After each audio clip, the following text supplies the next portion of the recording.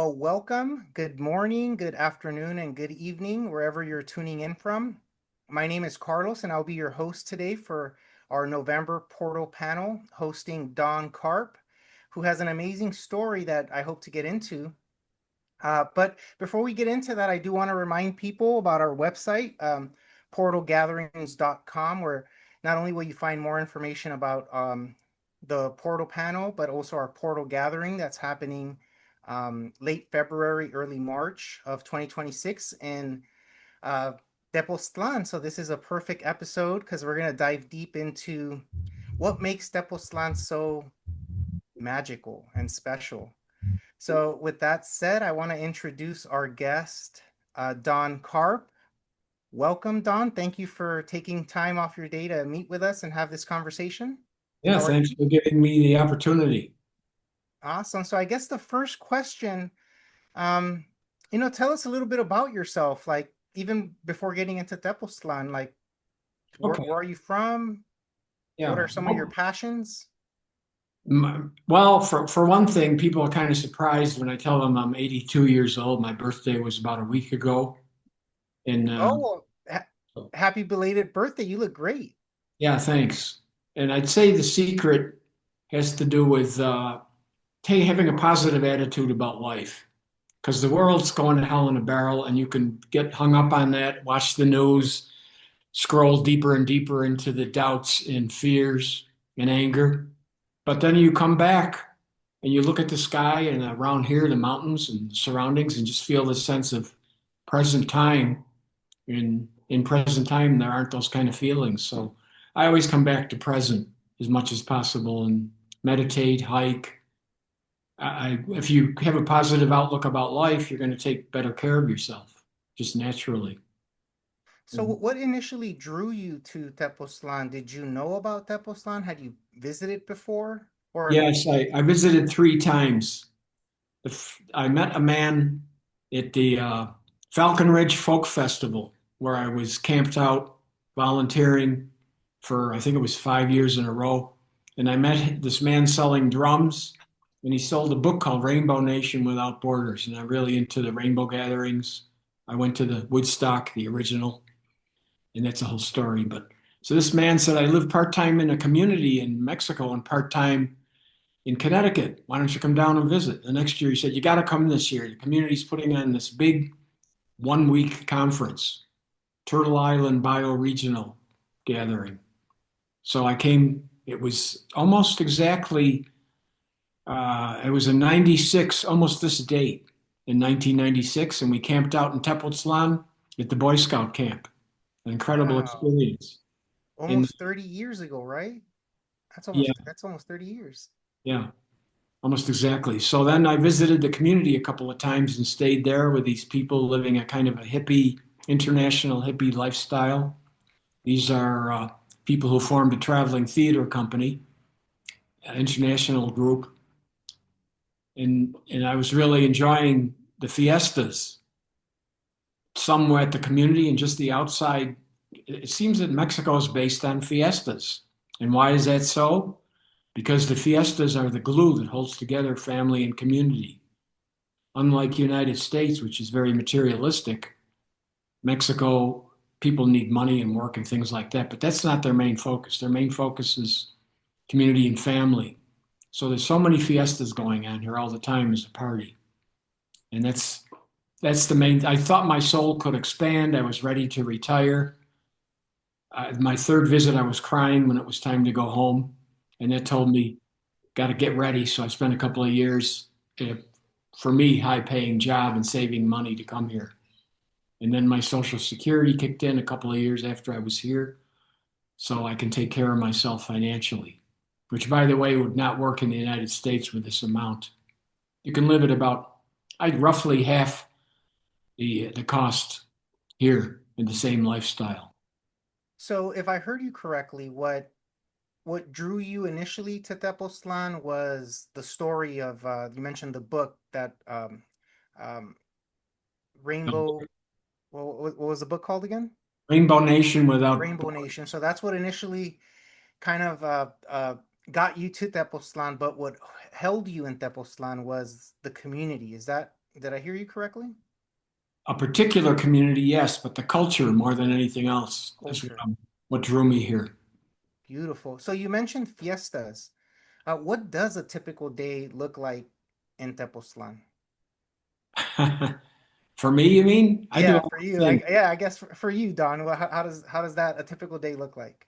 Well, I do a lot of walking. Tepoztlan is small, so where I live is 5 minutes to the woods or 20 minutes to the center of town. And I go to town several times a week. I'm I do writing. I write a blog, a photo blog once a month now for about 8 years. So it's gotten pretty popular. And so I'm out taking pictures or at home writing this blog.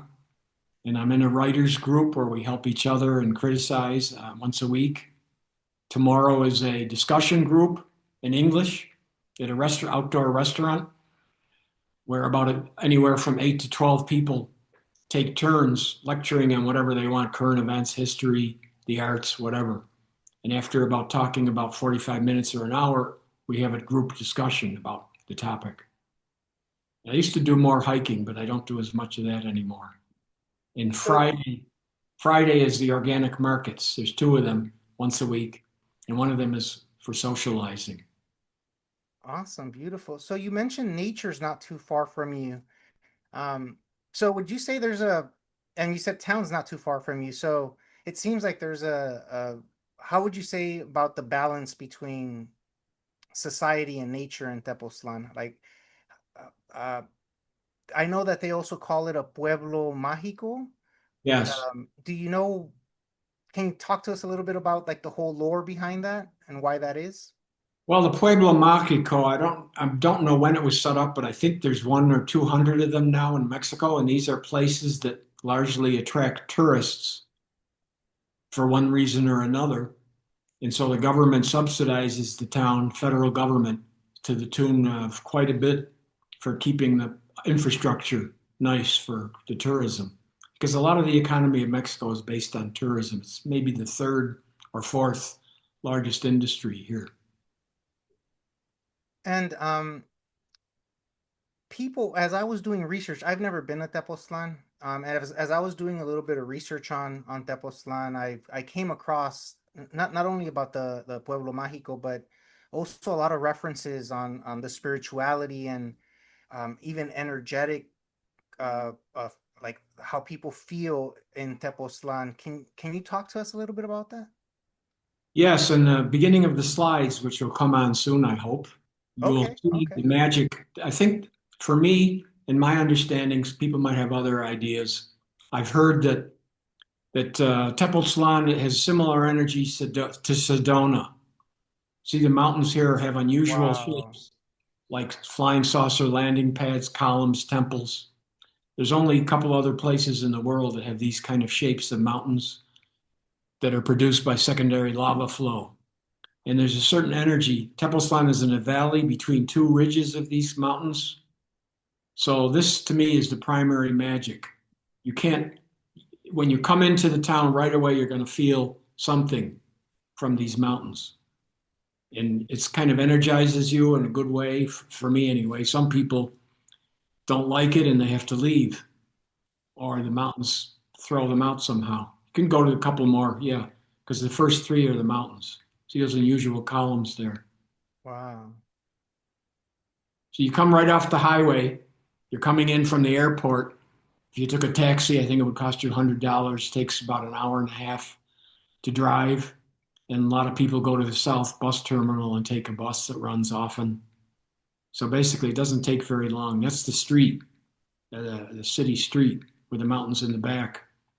It's one of the main streets. You can see it's not huge. On weekends, it gets busy because day trippers from Tepoztlan and also Cuernavaca, which is nearby, two big cities, Mexico City and Cuernavaca. Day trippers love to come here, and the streets get pretty full, so traffic has trouble getting through. This is an aerial view of the main church called the Ex Convento, because it used to be a convent. There's a nice museum in there and a lot of grounds.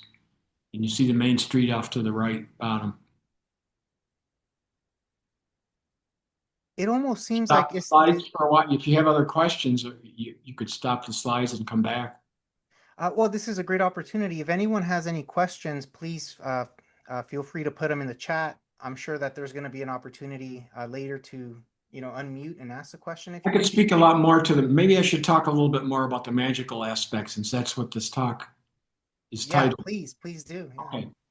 So those mountains are very unusual in that there's quartz and igneous rock together. It's some kind of a secondary lava flow, and there is definitely a magnetic anomaly in certain places. Because when I first moved here, I was told to tape your compass to the desk, and this might be the same compass I had then, Boy Scout compass. So I put it on north, taped it to my desk, and sure enough, within 3 days, the needle moved 10 degrees to the east.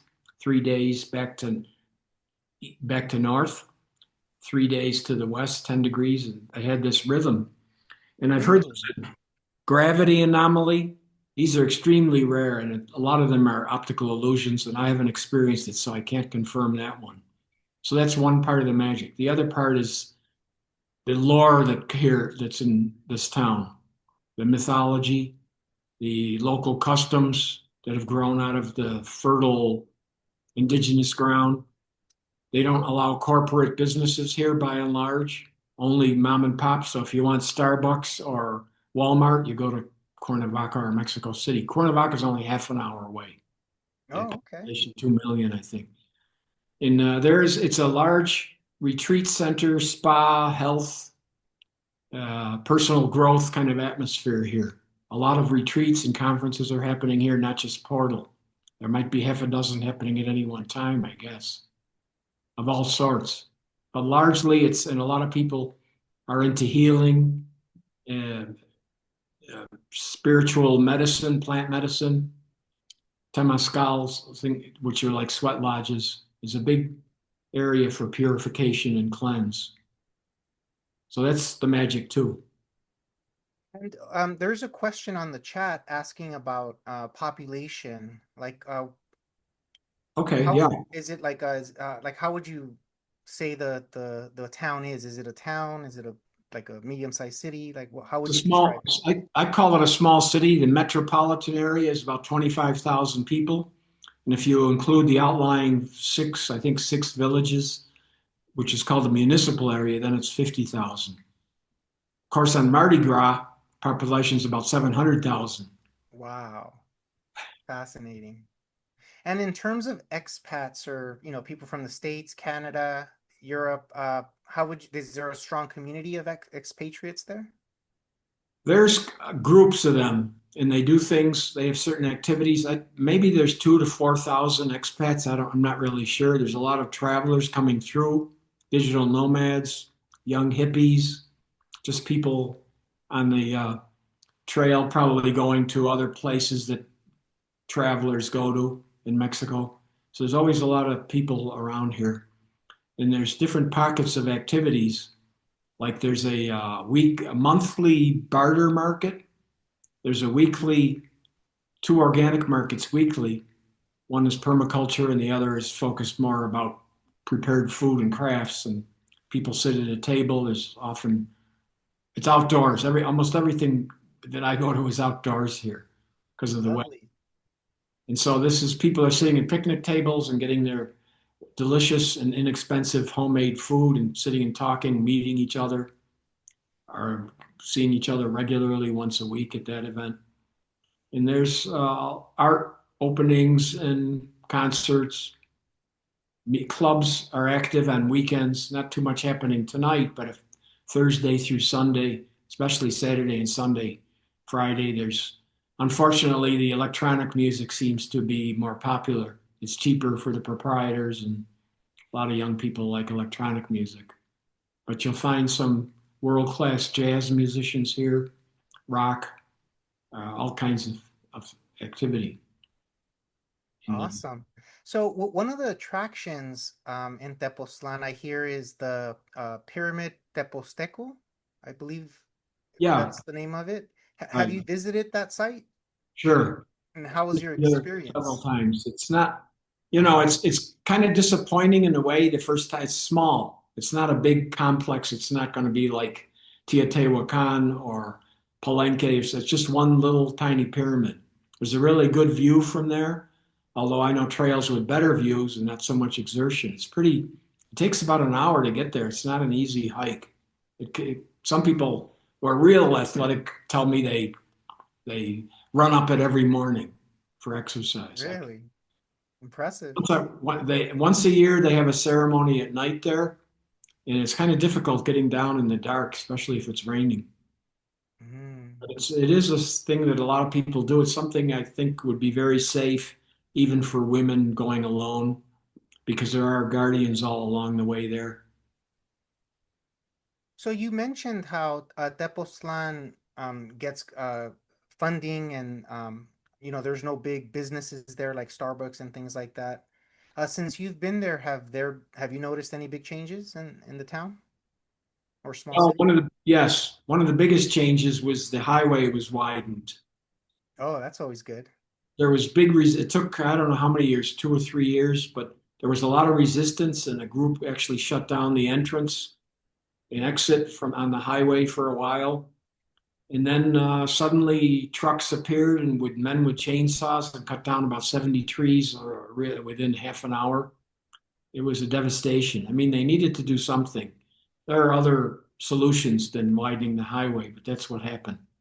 Now, when I came here in 96, was something called the Gulf War, not Hmm. like the GULF, but GOLF, because the federal government was promoting the building of a golf course here.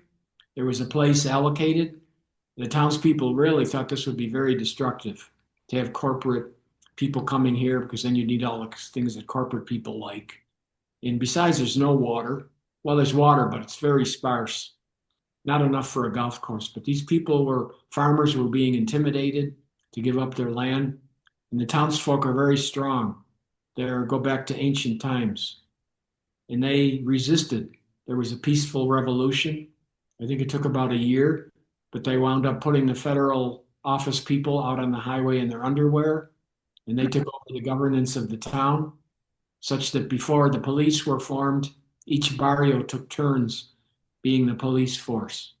And this happened the first time I was visiting. This was going on, this process. Well, So, that seems like a great solution. Definitely, the public got involved, and it seemed like the solution worked. yeah, So, yeah. There's a certain level of gentrification here too that is gradual but persistent, because people want to be here. They see this beautiful place, people from Mexico City, from Europe, United States, wherever they come here. They don't know the prices of things. So they think a rental or a real estate is relatively cheap compared to where they come from, but it's not cheap here. So they don't know the pricing, they don't check it out, and they'll pay elevated prices for rentals or real estate. This drives the whole economy up, inflates everything, gentrification. so Don, for someone like myself who will be going to Portal for the Portal gathering in Tepoztlan for the first time, what would you encourage someone like myself to be open to in Tepoztlan, or like what should I keep an eye out for, or what should I do? Or Well, one thing that amazed me and still have trouble with in the culture is the serendipity. That's good when you're visiting, but not so good when you're trying to do organizing, because people say, okay, I'll see you at 8 o'clock at such and such. And you're waiting and nobody's calling, and they never show up. They never call. Oh, I was so busy. I had to be with my son. I'm sorry. I couldn't even think about calling you. Very common for people to come late or not at all and never. Happened to us this morning. Yeah.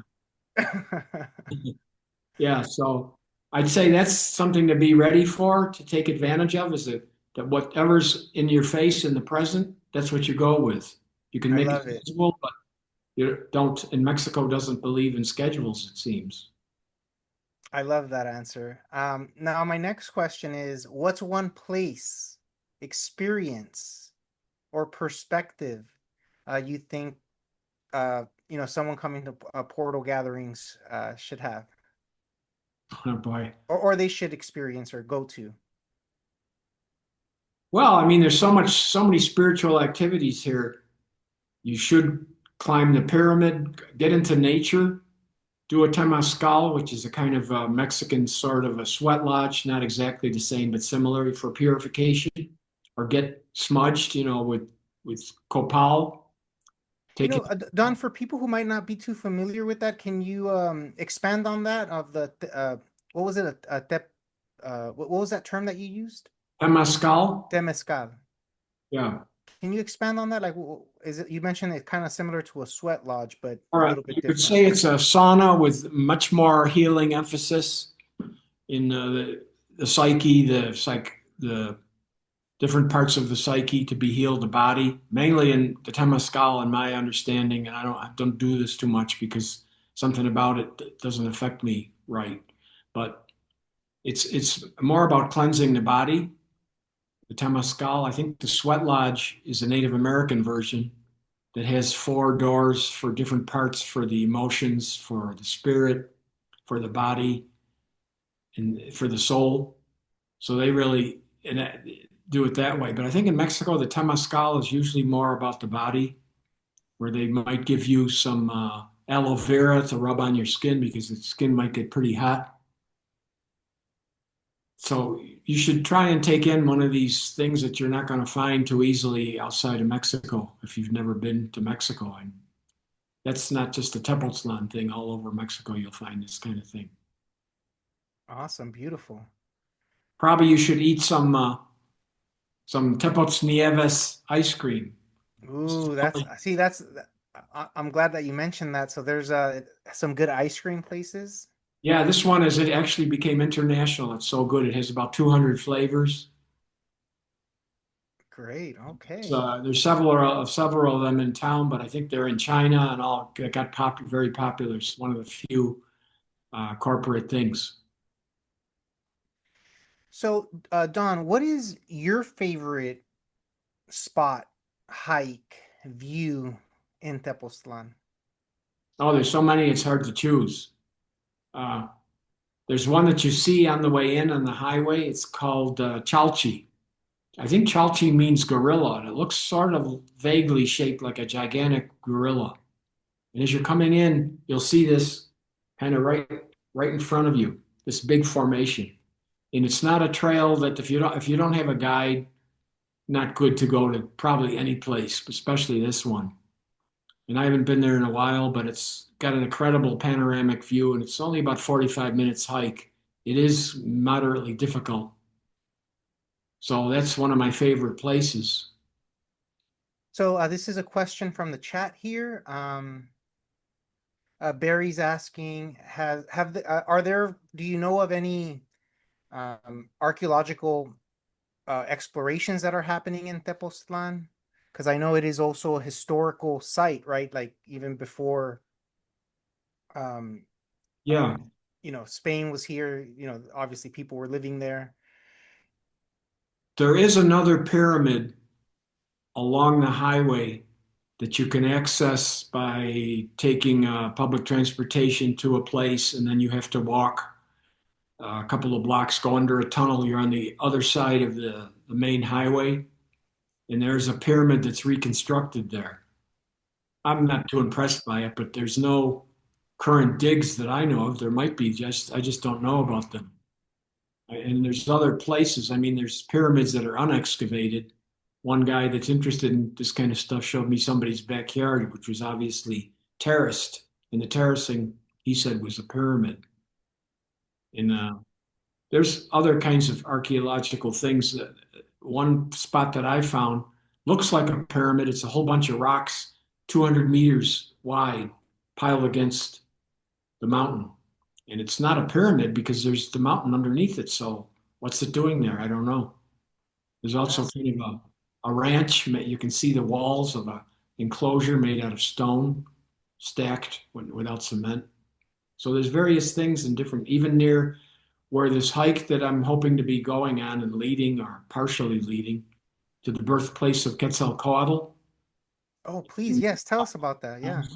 I wanted to mention about the birthplace of Quetzalcoatl because everyone just reminded me of the name, and it's Carlos Grinder. Carlos Grinder is this famous archaeologist who was working out of Amatlan, and he's actually the person who established the birthplace of Quetzalcoatl in Amatlan and found the pozo, right, Don? I don't know. What was the last? Grinberg was his name? Grinder, I don't know. I don't know who discovered it. I know there's also Quetzalcoatl is the kind of the. No, but he like put it on the map because he was working in Amatlan for 20 years. He's a famous person. Yeah, I don't know who. I don't know him. You know more than I do about this history. I don't know. I've been there many times, and near there is also another archaeological site used for corn celebration since ancient times. Yeah. In So Amatlan, the word Amatlan means actually the paper, the Azteca paper, right? there's The trees called amate in the right, bark. the The bark. bark. You can buy this. They make them into placemats and bookmarks now. They're not used too much for writing letters or anything because they're kind of brittle for that. But yeah. Well, back then they had better technology, I'm sure. Another question I wanted to ask you, Don, is you said that the mountains are a result of a secondary volcanic eruption. And I kind of have this kind of theory that it's like, you know, John Levi from YouTube. He has a lot of videos on like meltiology. He calls it meltiology. It's basically the theory that there was a plasma war on the earth at one point and there's a lot of melted buildings. And when I've been to Tepoztlan many times, and I've seen the monkey face and the bearded man in the mountains. There's all the faces in the mountains, but I also seen the square openings inside the mountains underneath, like melted bits. And so I theorize, or I pose that it might have been a city and every mountain could have been another building. Well, Especially think about the Zeppelins. People used to use Zeppelins a lot, and then the Zeppelins were suppressed, and there was like a whole thing about it, and like the Hindenburg burned down, and then they stopped using the Zeppelins, but that was supposedly like a thing in order to use fossil fuels for movement as opposed to just heat and air. yeah, interesting. The center of the earth interests me because I don't, I'm interested in all kinds of weird stuff, but don't really fully believe like there's civilizations living in crystal cities under there. Exactly. Another idea Yeah. I would That's think all was, makes it interesting, right? Like yeah, another thing it's really, I should read the paper because probably I'd understand it. Some guy is saying that the shifting of the earth from the interior is what's causing global warming, that the heat from the earth is the real cause of global warming based on shifting of layers and heating. And it's a different theory. yeah, I like all the theories. I think all the theories are interesting. And this is, you know, that's why I said that, because in the beginning you guys were talking and it was like hikes and hard hikes and all these challenging things. But in reality, Tepoztlan for a chubby girl like myself is very enjoyable. There's a lot of really good food, It's a lot also of native easy. food, you A know, hike like I go to a lot with people is called the Deer Sanctuary, and it's a very mild hike for about 20 minutes to a nice waterfall during the rainy season. And yeah, but another 20 without minutes, even hiking, there is an Azteca restaurant that serves original Azteca cuisine. There are a yeah, lot of coffee shops that sell hot chocolate the way it was served 1,000 years ago. There's a lot of anthropological things that you can study in Tepoztlan, pulque being one of them, you know. There's so many things that are thousands of years old, and pulque being a probiotic, right? An ancient probiotic. Um, it's very interesting, and even the food, like, you know, the vegetarian Azteca food, original, like tamales con verdolaga, it's all very interesting for somebody who's curious about culture and history. It's all yes, very interesting. yes. So okay, but go back to the hiking bits. Do you want me to show the pictures some more? Yeah, okay, yeah, we can, that'll bring up some questions or, And I also wanted to hear a little bit more about the Quetzalcoatl um, uh, adventure that you had. Yeah, all the boys are super interested in swimming in the waters where Quetzalcoatl was born. yeah.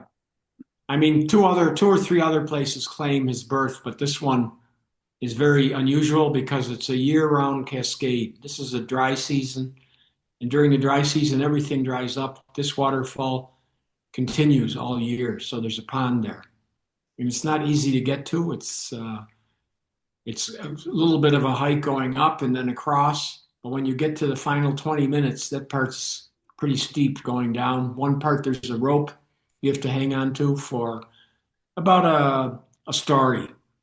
It's not a difficult thing, and it's not dangerous, I don't think. Right nearby there used to be a Sundance ceremony. You can see some of the leftovers of areas where people were having their sweat lodge or isolation for fasting.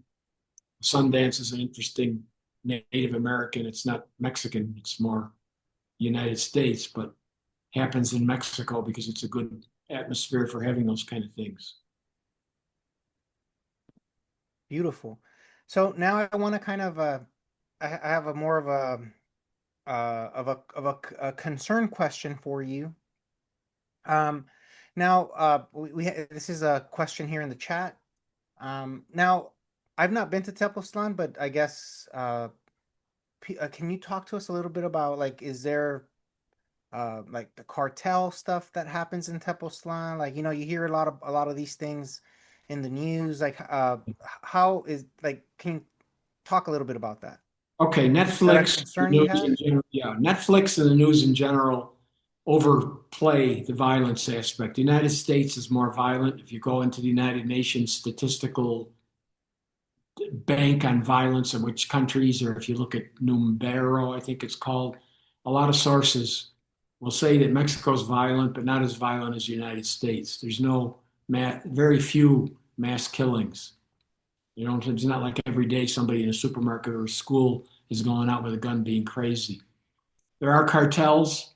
The violence is mainly at the border in a few isolated areas here and there. And Tepoztlan is not one of those areas. I'm sure the cartel people, some of them live here because it's a beautiful place, but they don't want to foul their nest. So there's no serious, I mean, like once every couple of years, somebody might get killed. There was a drug related killing in my neighborhood about 3 years ago. So if you're not using drugs or selling them and you stay out of those areas, Mexico's pretty safe. If you're on the highway at night, not a good thing. If you're driving on the highway, do it in the daytime, if possible, because there's You know, thank you for that. So this is a good just to add to that. What are some precautions that people should take? Obviously, you mentioned not driving at on the roads at night. Is there any other precautions that come to mind? yeah, leave your ID at the hotel or where you're staying and don't be carrying around unless you want to carry a photocopy that says stamped copy. Mm. I wouldn't carry ID around because it's a saleable item. And in the airport, you got to be careful. Shoulder strap things are easy to grab. If you're carrying a lot of cash, keep it inside your body in a money belt that's under your clothing or in your shoe.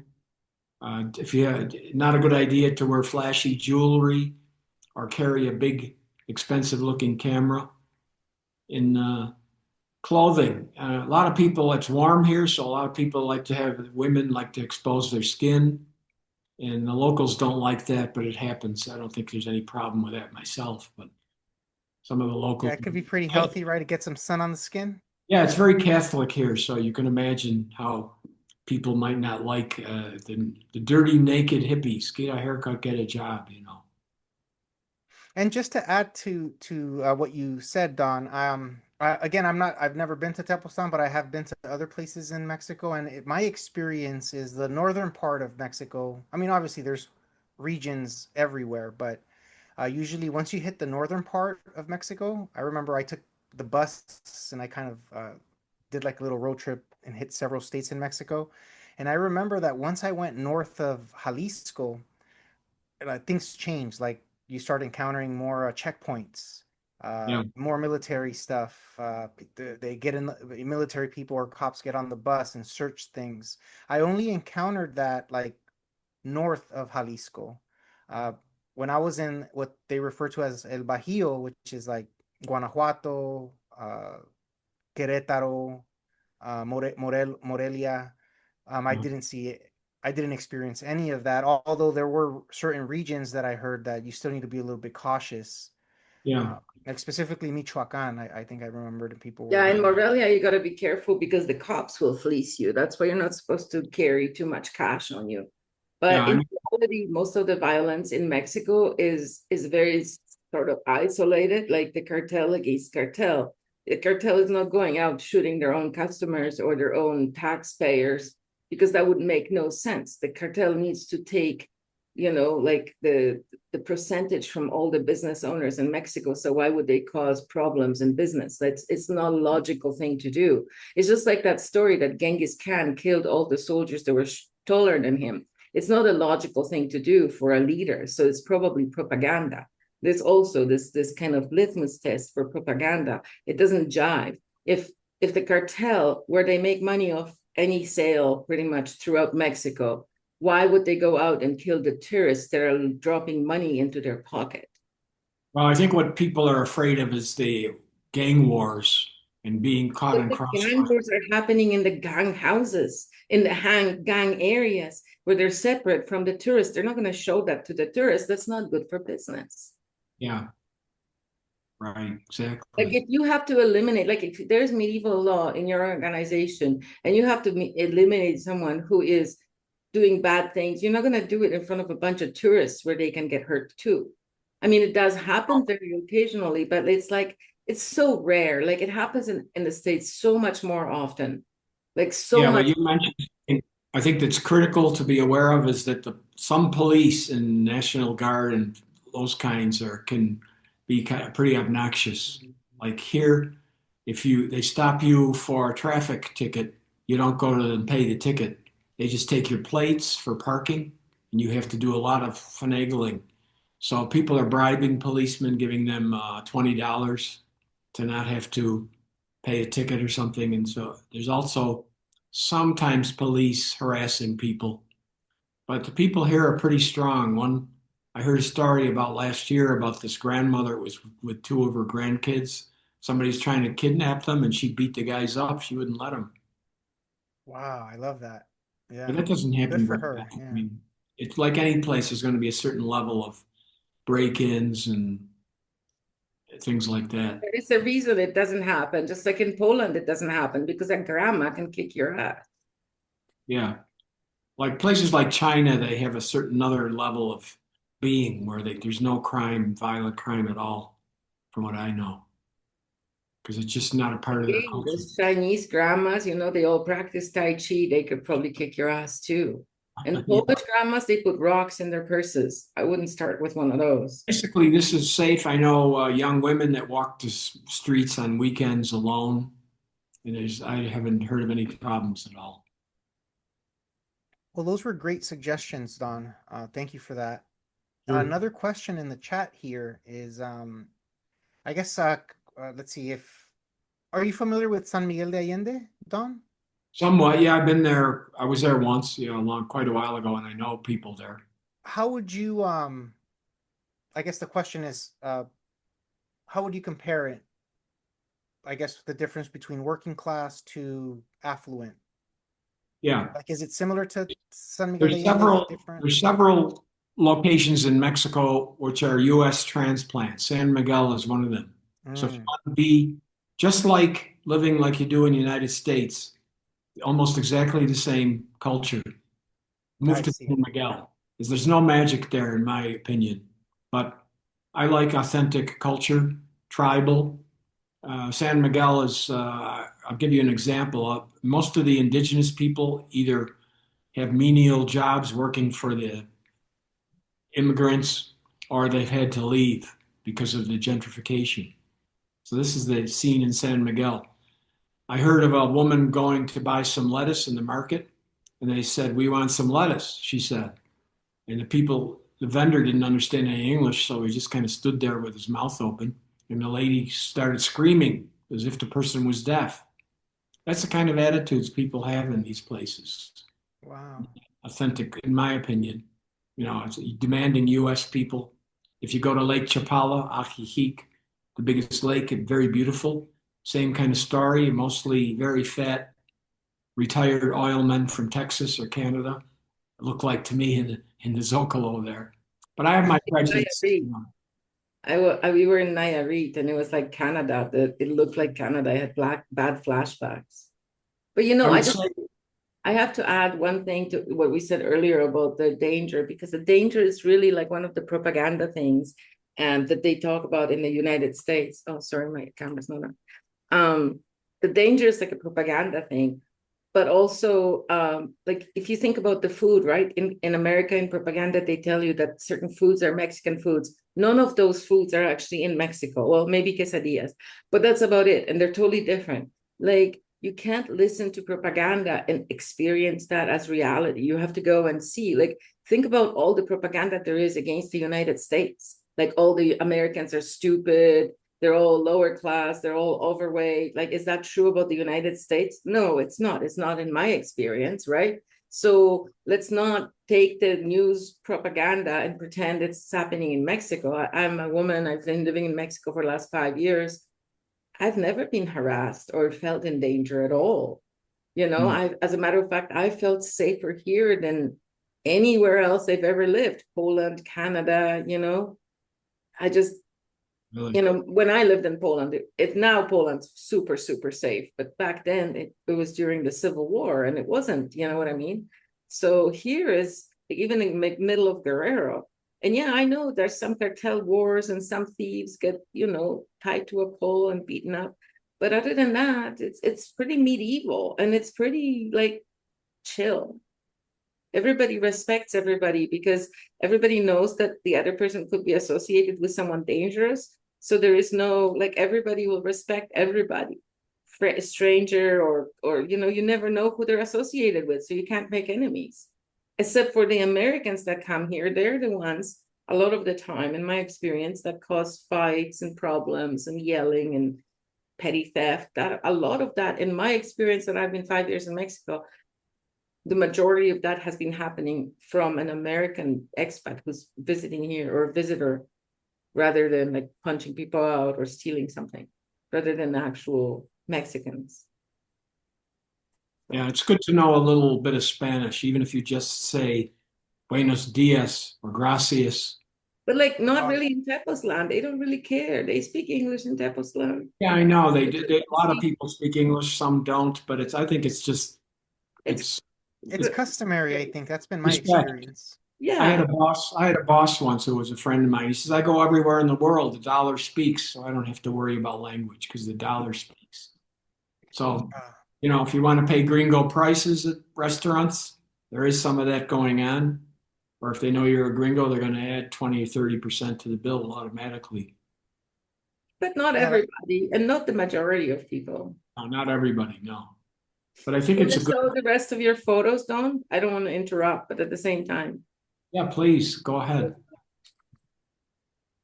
Okay, this is the next photo. And I'm sorry, I can't zoom in anymore. It's like not letting me. I don't know why. I probably need a different viewer, but This is another church called Santissima. It's the second largest church on the main street at night. And I think the next one is the daytime of the same thing. no. No, it's the pyramid. Okay, we got a few pyramid pictures here. So these are the mountains that I wow, think that's are stunning.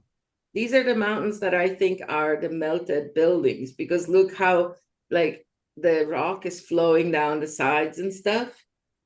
Possible, yeah. Somebody else told me think of how ice cubes form. If some dripping from some place, if lava drips and it piles up. There's a more close up of the pyramids. Second one. Oh no, I thought I saw one of those square openings, but no, that was just the That's a bush. closer view of the pyramid. Sorry, there's not. I don't have. You can see the people. If you look closely, Oh, yeah, yeah. there's people there, so you can get a size, That's sort of. that's not a small pyramid. You said it was little. Well, it's small. I don't know. This picture shows people looking tiny next to it for some reason, but it's to me it's small compared to other pyramids I've seen. And there's some landscape here. See, and the other thing, that the sides of the mountains are so vertical. Like if it was melted rock, it would be like when lava flows down a rock, it's like bubbly and da da da da da. All of these mountains are vertical, like the flow is vertical. So why? I don't know. It's just the questions I'm asking, not Yeah, necessarily believe in it. I'm just questioning the narrative, the mainstream. I'll have to get a geologist to talk about this. Okay, there's the daytime shot of that same nighttime church. But this is during some kind of a fiesta. The streets decorated. This is one of the main streets that leads to the pyramid, leads to the trail to the pyramid. Oops, sorry, I was too quick. Oh, that's okay. On these streets on weekends, there's booths for shopping, for food, clothing.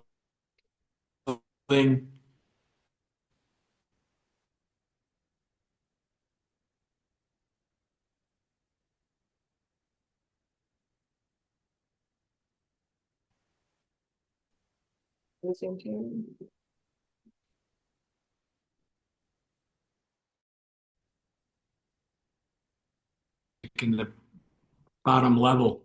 And then layered on top of that are tribal, people saw that at some ancient time people loved these mountains and moved here and created layers on top of that, layers of ceremony and folklore and legends. One mountain I hear they have a fire on New Year's Eve, a big bonfire every 52 years. In another area, which is one of the outlying areas, there's a lot of caves. It's limestone. All this stuff, caves here would be lava tube caves in these mountains, but in a nearby area is more calcium. I spoke to a So guy who said that inside you can see all like cut out rooms and stuff, but I don't know if that's just a rumor or if it's actually true. But like you can go to special places in these mountains and you can go inside and there's like rooms inside, like square openings, like inside a pyramid, but inside a mountain. So I don't know if it's true, but well, somebody in Amatlan, there's the window in Amatlan, and you can see from the distance this square shape. They that's call it the one I was Levantan talking about. because Yeah, but there's more than that. there's portals. Yeah, there's in the same in Amatlan. There's also a portal. I don't know if this is open to the public anymore. Used to be a retreat center, but the owner took it back, and I don't know what's happening there. It's a there's a big, huge heart-shaped rock with one of these amate trees that has incredible roots coming over the rock, and in the middle of it is a crevice, a crevice maybe 3 or 4 or 5 feet high, like a portal. You can't really go in there because it ends too quickly, but there's a lot of places like that. And that's why Portal is coming here because it's going to create its own energy portal. It doesn't end, it's blocked.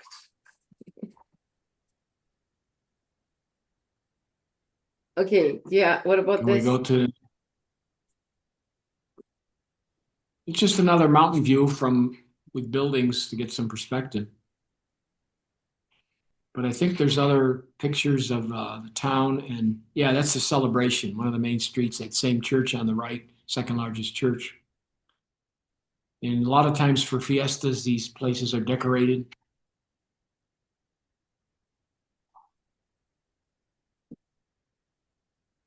Hang on a second, okay? I'll be back in just a second. I was just gonna say this is picture number one, but it's not. It repeats. I think we're back at So the Agnieszka, Sorry. if you take that road that said Avenida, from the prior picture there, it said Avenida, there, that one, Pirámide Avenida del Tepozteco. Yeah. So if you just follow that road, it leads you to the pyramid? Yes. You follow it all the way to the end, which isn't terribly far. You could be there probably a 10, 15-minute walk. In the beginning of the trail up to the pyramid are a lot of booths and restaurants, all kinds of things for sale, drinks, beer, whatever. And my favorite restaurant is along that way. It's called Shitla, and it's a jungle restaurant. It's elegant seating in the jungle with a really good menu and Mm. not terribly expensive. And so I give a plug for that place. But there's other. Now I have to send you my favorite restaurant so you can check it out. It's like an Azteca restaurant. I know you mean in the market, right? No, I mean on the way to Amatlan or almost Oh, in Amatlan. okay. Really cute little place. Yeah, sure. I'll look it up after I'm stopped sharing the pictures. But I think this is the back to number one. So I think we're done all the pictures. Now we can see all the pictures. There's the Popo. I think I have a shot of the volcano. There's a volcano, active volcano that's about 25 miles away. Let me check because I don't know. I mean, I thought I downloaded all the pictures from give me one sec. If that's all, then that's all. I was sure it was all. I was trying to be a good girl. Well, I do have my one last question for you, Sure. Don. How has your journey evolved since living in Tepoztlan? Thanks. That's an interesting question. A lot of things have happened, and basically, how's my journey evolved? I wrote a couple and published a couple of memoirs since I was here. I didn't know I was a writer, but it seems that this blog that I started originally for people back home grew into becoming two memoirs, and I still write the blog. And I was involved somewhat in sacred geometry. I haven't done that in a while. I'm getting back to it. I taught workshop in sacred geometry here for architects and then broader people, flower of life, hands-on, and play music here. I play harmonica, mostly blues, and I got a gig at the end of the month with somebody.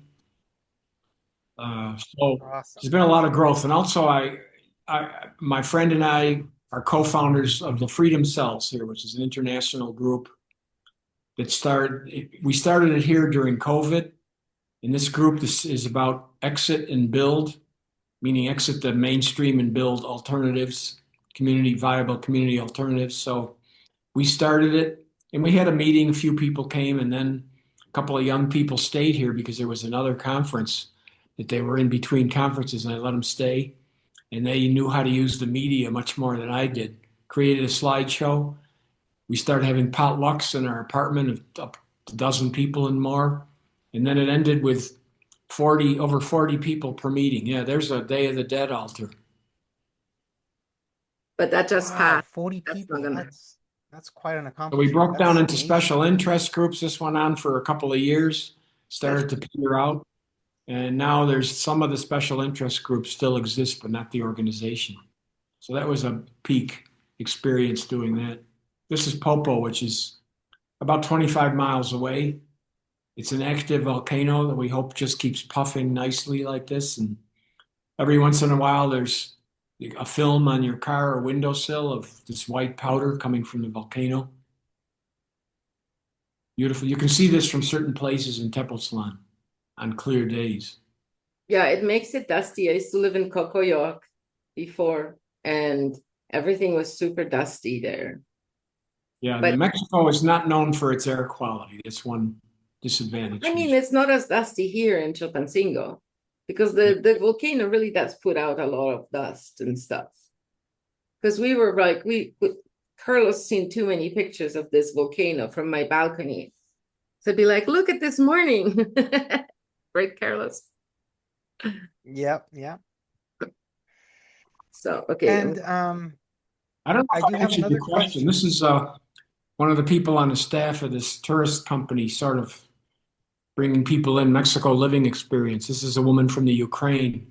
We thought we were going to have people coming here from the Ukraine, so we got her involved. Wonderful lady. These letters are on the new market, which got built a couple of years ago. And you can see that you sit at picnic tables and look at this mountain when you get your food there. So this It's Ukrainian lady lives in Tepoztlan? Yeah, this lady lives here. She's been here for a while. She's partnered with a Mexican guy, younger Mexican guy. Nice. I'd like to meet her. Well, maybe you will. I'll tell her about the conference. She'd probably want to come. Nice. Her man performs on the street with the Beatles. This is a view from a site called the Kissing Rocks. We call it the Kissing Rocks. The Mexicans call it the Claws, and it used to be called something else. But there are two rocks that are close together. I don't know if you can see my hands when this is showing, but they're so very close and prominent in the landscape. And you get there and you can climb up in between them and get a view. It looks like 90-degree angles to me. Yeah. But they kind of almost touch at the top. That's It was cool. a beautiful hike, really nice. I think maybe that's about it. That's probably the Amazing. end. Yeah. Yeah, I did. So, When I said download all pictures, it actually skipped those three. So thank you for reminding me. I Yeah. found. Good. So I don't know. There's so many peak experiences here. I say my life is part of it has to do with being retired. So there's no real stress like working. We have to get up every day and be there on time. So and I do get to occasionally because I have a lot of relationships with different people. I'd say about once or twice a year I get really angry. So it gives me an opportunity for clearing and understanding what that's about. And that's sort of a blessing in a way. I mean, you might not look at it that way, but I work with an energy healer with that, doing breath work. And then when I realize it's just energy, I can drop the anger. So that's kind of a growing edge. And I'm meditating longer and longer all the time. I'm up to about 45 minutes every morning when I wake up, and it feels very important. Carlos, why don't we open it to the audience? the audience did have a question, and I think this question's more for you, Agnieszka. It's about kind of the planning on like where when more or less the festival falls in, and um, in regards to like the activities happening in town. Um, So we're just preparing an update for the speakers. Actually, the festival's changed a little bit because we were not able to come to an agreement with Echo Campground that would be beneficial for both parties. So we've had to walk away from Echo Campground. So what's happening now is we are renting an Airbnb, like a 5-bedroom place with a nice yard and everything. And we're going to use that yard for some workshops and for the morning yoga. And 15 minutes away from the Airbnb is the main event venue, which is going to be open Monday, Tuesday, Wednesday, the 2nd, 3rd, and 4th of March. And we're going to have all of the speakers and everything in that venue. We're also going to be active the 5th and 6th of March, the Thursday and the Friday, because we're going to be scheduling all the excursions and other adventures and visiting the Azteca cuisine and all of that on those days. So they'll be like more excursion days. So whereas the 3 days of the conference, we're going to be inside a venue. We're going to have a little mercado with some food there. We're going to, and even if you don't like any food in the little mercado, there are restaurants nearby, right outside the front door, pretty much. So we're really central with the Jardín Las Palmas. It's a wedding venue, and we're going to have all of the workshops and main stage talks there. We've extended our stay there, so we're now going to be there from 10 a.m. till 7 p.m. on the 3 main days, and we are still considering maybe to rent it for the 4th day for workshops, but that depends on how many workshops are scheduled, and there may be other places where we can host workshops, like restaurants nearby, or even the campground that's across the street. There could be if some people are camping there, we could probably use it for a workshop anyway. Could I speak to this question as best I can? Absolutely. please, yes. There's always something going on in town. I never saw a time when there isn't something because there's so many barrios, and every barrio has a fiesta twice a year. Plus, there's family gatherings. There's state holidays, federal holidays. There's religious holidays. So probably during the time of the portal conference, something will be going on. I'm not sure because I don't have the date in my mind and I don't carry this kind of information. I would have to look it up just the same as you. Go online and say what's happening in Tepoztlan on these dates, and you will find out some. If you want the more local experience, that's certainly going to be there. Yeah, but certainly if you show up, we're going to be there from Saturday to Saturday, the organizers team. And if you show up a day early, I'm sure we're going to include you in whatever we're doing.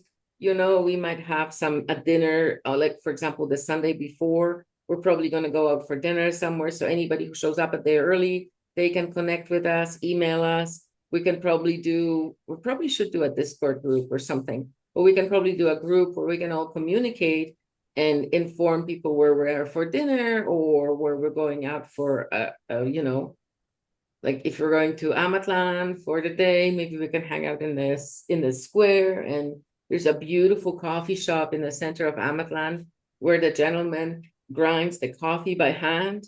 and hot chocolate, and then he makes it like from scratch, right in front of you. And he has like two chairs, and there's like a little bit of a wall you can sit on nearby. It's a beautiful, beautiful location, and that's the town, that's the birthplace of Quetzalcoatl, which is up in the mountains in the Pozo, which is And like also his death happened there too, supposedly at a different location. also in Amatlan. So it's a very magical place. And also from Amatlan is where you can see all those mountains, the monkey face, the bearded man face, the Yeah. square opening. You can see all of that from Amatlan. So Yeah, I agree with Agnieszka. I think as the date as we get closer to the date, obviously we'll start forming, whether it be Discord or WhatsApp or Instagram, whatever works for most people. And yeah, we want to connect with people, so we're more than happy to share our itinerary. If people get there early, I will be showing up there early with Agnieszka a few days early, and we'll be staying a few days after. So if people want to connect with us, we're more than happy. The more the merrier. and they can also stay afterwards and make a like a private excursion. They can go to Popocatépetl, or maybe even go with other people from Portal Gathering who want to see it as well. It's only a short bus ride away to the volcano, so you can see one of the biggest volcanoes in the world. There's also a beautiful legend associated with that volcano, which I'm sure somebody will tell during the conference. So yeah, you can also look that up. So there are a lot of really cool things that are nearby. And if you really think about it, Teotihuacan is probably 2 hours away from Tepoztlan, an hour to Mexico City and an hour out of Mexico City. This is So one advantage of Tepoztlan is its central location and near the airport, so it's a good place. If people want to explore Mexico, it's a good place to settle into and then do exploring, I'd say. Don, can you tell us more about the bus from the airport to Tepoztlan? Unfortunately, there's one bus going the other way once a day. Actually, two buses. They're both early in the morning, about 8 o'clock in the morning. So if you book What about your return coming flight, in? coming in, there's no direct bus. Oh, So okay. there's different options. You'll have to explore. If you have the $100 for the taxi, you can do that's the easiest way. The other way is to take a taxi to the south terminal and find a bus to Tepoztlan there. It's a huge terminal, and that runs about every 40 minutes. I remember Or somebody telling me that the bus went every hour from the airport. So from maybe Cuernavaca to worth double. Cuernavaca. To Cuernavaca, there's a bus quite often every 45 minutes. But then when you're in Cuernavaca, you have to take a taxi to Tepoztlan, which is going to cost you anywhere from 300 to 500 pesos, like 15 to not very expensive. You might have to take another taxi because sometimes the drivers will not want to get into the town and look around. They don't know Tepoztlan, and they'll drop you off where there's local taxis. So that's probably easier than going to South Terminal for people that are not adventurous, is to go to Cuernavaca on the bus, Pullman bus. You have to ask at the airport where the ticket up booth is for Pullman. But Tepoztlan is not terribly large. If you're downtown, you can walk to the venue. In Tepoztlan, yeah, sure. One thing I want to warn you though at the airport, there's another town to the north called Tepoztlan, very similar to Tepoztlan. Some people get confused and wind up going an hour to the north, and then they have to come back and go the 2 hours, an hour and a half. So don't go to Tepoztlan. Go to You know what? Tepoztlan and Morelos, south. Thank you for that, Don. We'll make sure to keep an eye out for that. We don't want people going to the wrong place, that's for sure. Yeah, it happens. Thank you for being with us, Jonah. Sure. Yeah, I So is enjoyed it. there any last questions from anyone in the chat here, or people who are live with us? Please feel free to unmute, ask a question if you wish.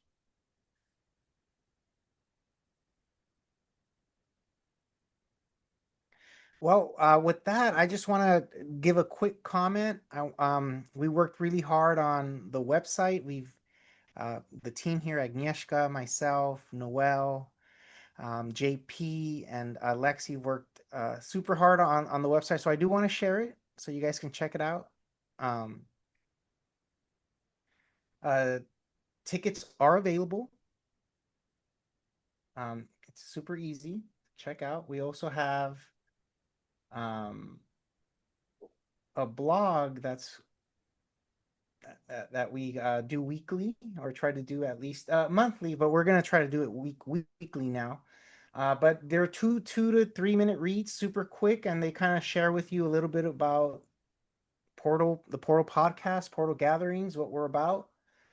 So check us out. If you guys want to get involved, there's an application. Um, if you want to sponsor, there's a sponsor application as well. You get to learn more about Tepoztlan here, about the location, the venue.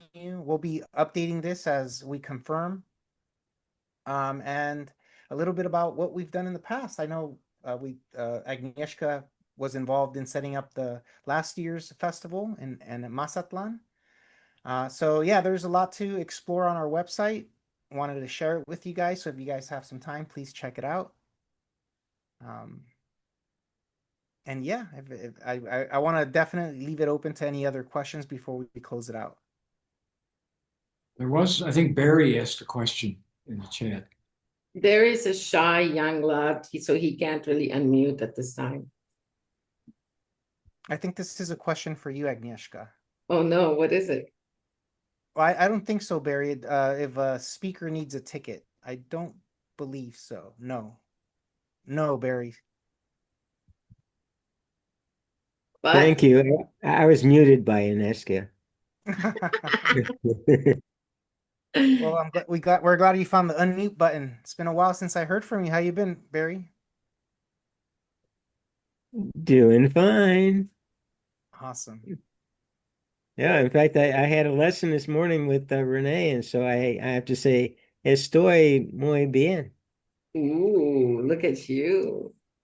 I'm not That doing means too well. I am not doing well. I cannot get out of my head, and she keeps saying, "You have to listen to me." What's better than listening to a beautiful woman, Barry? Come on.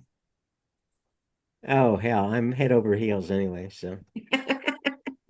good. By the way, everybody who's coming to Mexico, I just want to tell you something. What I did like this to Barry, that's a no, but this is a yes. So when you're going to the mercado, the vendors might actually speak to you in the Azteca sign language, which there's a few things. And I think this means tomorrow or something like that. But the most common ones are yes and no. So just remember. Looks like a wiggly worm. It's like a wiggly worm. Yes is the finger going up and down, and no is the finger going back and forth. What other signs are there that they use? Don, do you remember another one? I know that they're What's that cheap mean? when someone's very Cheapskate. cheap. Someone's a cheapskate, holding tight onto their money. Ah, okay. But like to communicate with customers, with the vendors, they say yes and they say no. But what else do they say?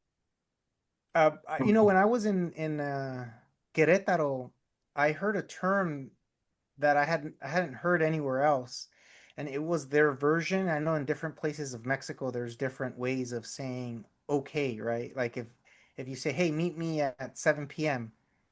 In the United States, we'll say "ku," right, or something like that. And well, in Querétaro, people kept saying "cámara." Cámara. I don't know. And I guess that's their version of saying okay. But coming from the States, I know a little bit of Spanish. To me, cámara means the camera. And Right. so that was an interesting little thing. But I know that's only pertains to particular areas in Mexico where they have their little slang or way of saying something. Here, there's a word that I learned the history of here after hearing it a lot. Monday. Mande, yes. Monday means tell me what to do.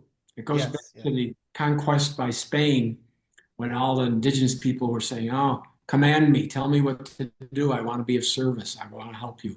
It's kind of disgusting, but that's you're muted. I think it's yeah, yeah, that's now that you frame it that way, it does sound kind of awful, right? Mande, like to order, but that's exactly what it means. And the way I learned it was more as a courtesy or being polite, right? You know, when Yeah. someone asks you something, you say mande. I was just asking my husband if there's other sign language, and he said like yes, like okay, and then he said a little bit, or wait a little bit, right? Un And he poco. said this one, and this one means kisses. Yeah. Well, in my experience, Mexico is very forgiving. If you're want to practice the language, you know, people will, if they kind of understand you, they'll get it, you know, and you can kind of fumble your way, you know, with errors as long as you kind of get your point across. So, it's been a great learning. Like every time I go to Mexico, I learn so much because I like to kind of make the mistakes and people correct you, like, but in a nice way, not in a very rude way. At least that's been my experience. And I the was just taxi told, drivers show off their English. And yeah, that's very true. that this also means money. This like a rolled up hand means money. Like he was holding it lower, but I'm trying to show you guys. So, but those All are right. really Any other old. comments, questions, concerns? Anything else you guys need? Nope. It's nice to have you guys here. Thank you very much for your attendance. JP, Noel, Michael, Barry. Who else is here? John is here. John. Step through the portal.